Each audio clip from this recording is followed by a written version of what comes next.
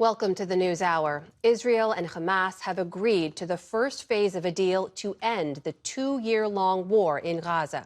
President Donald Trump made the announcement on Truth Social, saying, quote, "This is a great day for the Arab and Muslim world, Israel, all surrounding nations, and the United States." The deal would include the release of all remaining hostages in exchange for Israel's partial withdrawal from Gaza. Nick Schifrin is here now with the latest on what we know. So, Nick, what is the latest? What do we know about this deal and what's been agreed to? So what the president said is that phase one has been agreed to. So this is Israel and Hamas agreeing through mediators. And phase one, as you said, is supposed to be all the 50 or so hostages believed to be held in Gaza, 20 of whom are believed to be alive. But a source familiar is just texting me right now saying that Israel believes that it will certainly be all of the living hostages. So again, about 20 living hostages in one go. So that's the real push that President Trump made, get all the living out. So that's by Sunday, according to this source familiar. And then perhaps after that, the deceased. And as Amna, you and I have talked about, Hamas has said it may not be able to find all the bodies of the deceased hostages. In exchange, Israel would not really withdraw, but just move back inside of Gaza. The president produced a map last week that has a yellow line. They're calling it the yellow line now. You see it right there. That's to where the IDF would move back, which is still well inside Gaza in the south toward Rafah. That's 6 miles inside of Gaza. And so that's the frame of phase one. And then Israel would release 250 detainees in Israeli prisons that have life sentences, meaning committed terrorism, and 1,700 Gazans who were detained since October the 7th. So that is phase one, the first 5 points of the deal. The rest, that's phase two. That's a lot harder. That's yet to be seen. So we saw President Trump make the announcement on Truth Social. Are we seeing reaction from any of the other parties?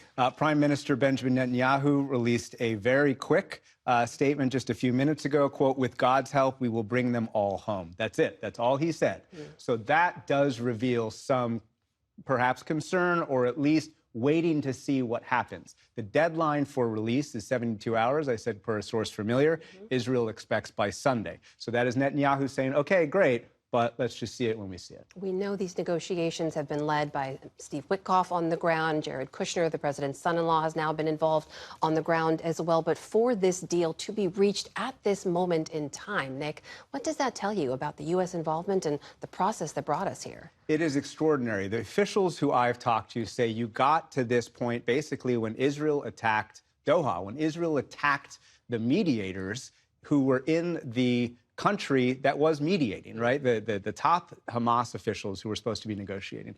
And that started a series of events that led the president with Steve Witkoff to draft a new 20-point plan. It was actually 21 points, the original one, with Jared Kushner's input, with Tony Blair's input. They got all of the Arab leaders and Muslim leaders to agree to that. And then you saw a lot of pressure from President Trump on Prime Minister Benjamin Netanyahu to agree to this, even to apologize to the Qatari Prime Minister in the Oval Office for this framework. And then Hamas, even yesterday, even this morning, I think, publicly said, you know what, no deal unless the IDF leaves Gaza. No deal until you guarantee that the war ends.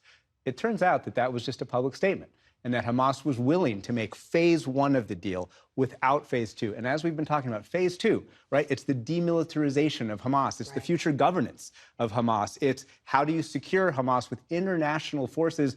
No country has actually signed up to that yet. So huge questions. But Hamas was clearly willing to say we're going to go for phase one after President Trump, pressured Israel, after a lot of Arab and Muslim leaders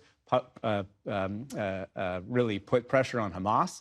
They were clearly willing to make that phase one deal, leaving phase two to the future. We will see what happens next, but a remarkable first step, hopefully with peace ahead. Nick Schifrin, breaking news with us tonight. Thank you. Thank you.